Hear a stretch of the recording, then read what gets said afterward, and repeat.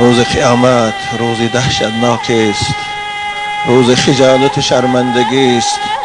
روز روپرو شدن با خدای مقتدر و تواناست، روز جواب دادن به کردار این دنیاست. خداوند در این آیه مبارکه ما و شما را هشدار می‌دهد، میگوید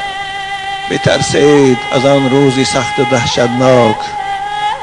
آن روزی که نه قوه ها به کار می‌رود و نه آبرو، نه منصب و نه جاه، نه ثروت و نه پول، نه خویش و تبار.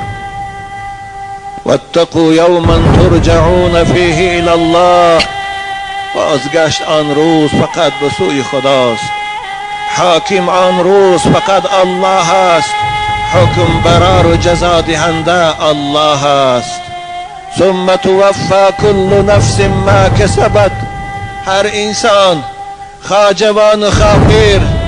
خواه منصبدار و خواه بی منصب،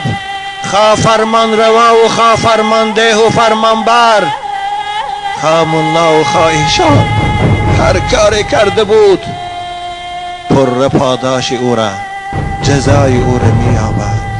و هم لا یظلمون، و کسی ذره هم ظلم و ستم نمی شود. بارك الله لنا ولكم ما في القرآن ونفعنا وإياكم بما فيه البيان.